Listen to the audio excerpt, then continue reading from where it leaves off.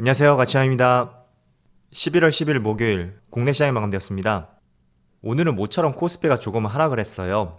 보시는 것처럼 0.9% 하락이 나왔고 동시효과에 조금 더 밀리는 모습이 나오면서 종가가 최저가에 마무리가 되었습니다.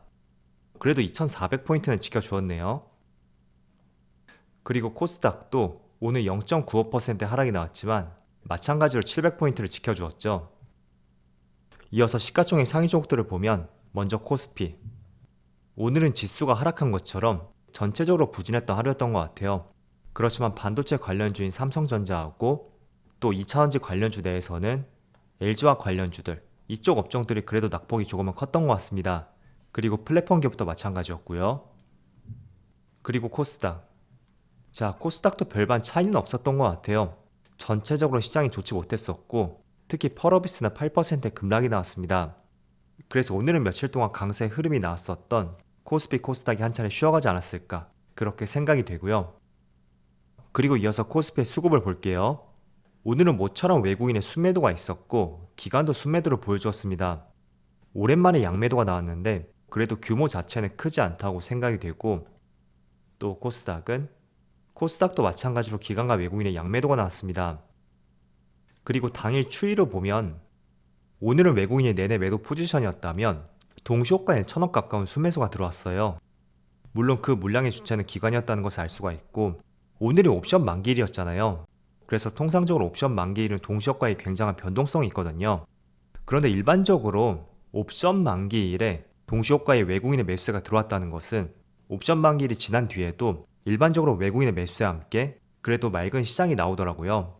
그래서 오늘은 결과적으로는 좋지 못했지만 그래도 동시효과에 외국인의 매수가 들어왔다는 것에 조금 더 앞으로 시장 흐름에 대해서 긍정적으로 생각해 볼 수 있다고 말씀을 드리겠고, 그리고 삼성전자는 오늘 모처럼 외국인의 많은 순매도가 있었네요.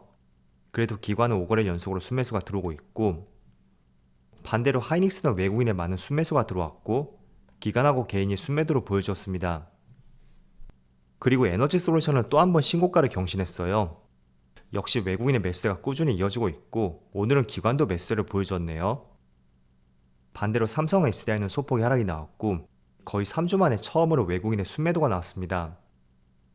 자, 이어서 주차별 매매 동향에 대해서 살펴보도록 하겠습니다. 11월 10일 외국인이 가장 많이 매수한 종목은 SK하이닉스, LG에너지솔루션, 삼성바이오로직스, 현대차, 삼성전자 우선주 이렇게 5종목을 순매수했고 오늘은 삼성전자를 조금은 많이 매도를 했던 것 같아요. 그리고 기관은 삼성전자, 포스코홀딩스, 아프리카TV, LNF, 하나솔루션 이런 종목들을 차례대로 매수했었네요. 자, 이어서 해외 증시를 살펴보면 어제 미국 증시가 한 차례 빠지는 모습이 나왔어요. 그게 오늘 국내 증시에도 전달이 되는 것 같은데 일단 S&P 500이 2% 하락이 나왔고 나스닥이 2.5%, 생각보다 낙폭이 강했던 것 같습니다. 그리고 다우지수도 2% 하락이 나오면서 평균적으로 2% 하락이 나왔던 것 같아요.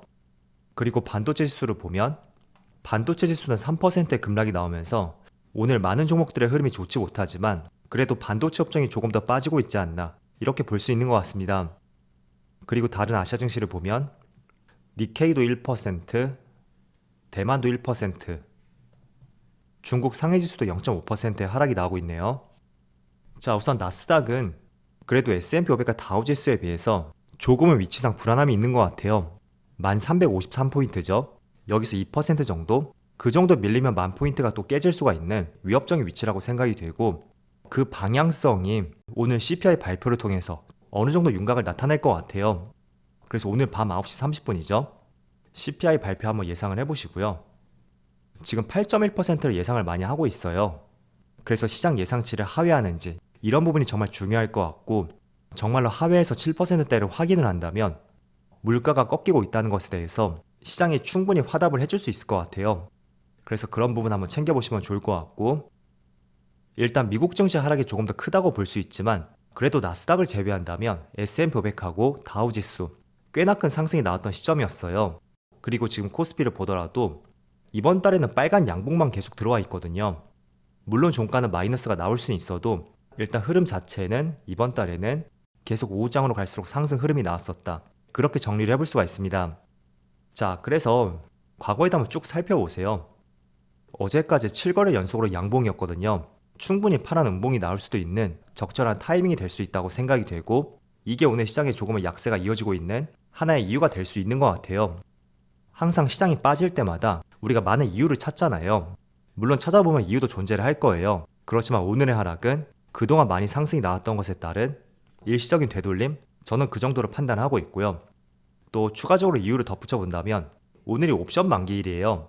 그래서 11월 외국인의 포지션이 오늘로서 정리가 될 것이고, 또 내일부터는 다른 시장 흐름으로서 충분히 전개가 될 수 있습니다. 그래서 그런 영향도 받았을 것이고, 또 두 번째는 어제 제가 영상에서 미국의 중간 선거가 박빙보다는 공화당 쪽에 많이 기울었다, 그런 취지로 말씀을 드렸습니다. 그런데 실제로 뚜껑을 열어보니까 하원은 역시나 공화당이 우세를 했지만 상원 쪽에서는 여전히 초박빙을 보여주고 있고, 또 오전 기사를 보면 민주당이 49석, 공화당이 50석이 가능할 것이고, 여기 조지아주에 따라서 50대 50이 가능할 수도 있다는 발표가 나왔습니다. 즉 50대 50이 정말 확정이 된다면 나머지 한 석은 캐스팅 보트를 쥐고 있는 부통령이 민주당 쪽으로 힘을 기울 것이고, 결국에는 50대 50이 된다면 공화당이 졌다고 볼 수가 있겠죠. 그래서 이런 부분이 어제 미국 시장에 있어서 하나의 변동성을 야기시켰던 것 같아요. 물론 공화당이 되면 주식시장이 상승한다, 그리고 민주당이 되면 하락할 것이다, 그걸 정의해서 말씀을 드리는 것은 아니고요. 지금 어느 당이 과반수가 될지 모르는 시점에서 공화당 쪽에 기울었던 업종들, 그 업종들의 변동성이 커질 수가 있고, 그리고 반대로 민주당 관련주도 변동성이 상당히 커질 수가 있습니다. 그래서 오히려 한쪽으로 기울었었다면 이런 변동성에 대한 회피 물량, 그런 것들이 조금은 덜할 수가 있었겠죠. 그렇지만 박빙을 보여줌에 따라서 그런 변동성 물량들이 어제 미국 시장에 출하됐을 가능성이 있고, 그게 국내 시장까지도 조금은 전달이 되지 않았을까, 그렇게도 볼 수 있는 것 같습니다. 지난 2020년도 당시에도 그랬었거든요. 그때는 대선이었었는데 처음에는 트럼프가 이긴다고 했다가 나중에는 또 바이든이 이겼었죠. 그래서 선거 당일 시점을 하여금 또 굉장히 큰 변동성이 있었거든요.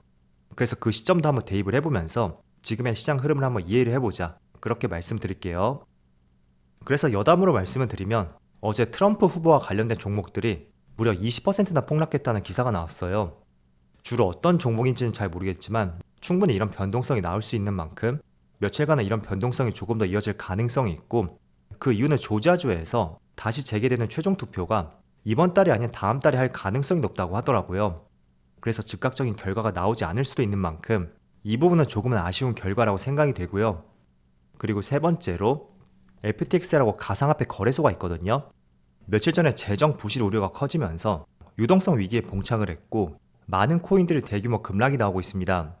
자, 지난번에 루나 코인 사태가 있었고, 그때는 단지 하나의 코인에 불과했다면 이번에는 코인이 거래되고 있는 가상화폐 거래소, 그 거래소가 유동성 위기에 봉착했고, 그게 대규모 자금이 빠져나가는 뱅크런 현상이 발생이 되었고, 또 바이낸스에서 FTX를 인수하지 않겠다고 발표함에 따라서 가상자산에 대한 공포감이 많이 커졌다고 이해를 해볼 수가 있습니다. 그래서 가상자산도 어떻게 보면 주식과는 조금은 결이 다를 수는 있지만 약간은 같은 맥락에서 볼 수 있단 말이에요. 불안전 자산에 속할 수가 있고, 또 코인 시장의 유동성 위기, 이게 단지 코인 시장에서만 끝날 수도 있는 그런 이슈가 아닐 수도 있단 말이죠. 그래서 이것도 하나의 어제 미국 시장이 크게 급락을 했었던 주된 이유라고 볼 수 있고요. 그렇지만 뭐가 됐던 간에 가장 큰 이유는 저는 10월부터 오늘까지 시장이 그래도 꽤나 큰 상승이 나왔었다 때문에 거기에 따른 조금 전에 여러 가지 이슈들 말씀을 드렸었죠. 그 이슈를 통한 회피 물량, 차익 실현, 이런 것들이 어제 발생이 되었을 가능성이 높다고 저는 판단하고 있습니다. 그래서 이게 조금 더 길게 이어질 수 있는지, 그거는 오늘 저녁에 발표가 되는 10월 소비자 물가지수, 그 결과에 따라 정해질 가능성이 높다고 보고 있고요.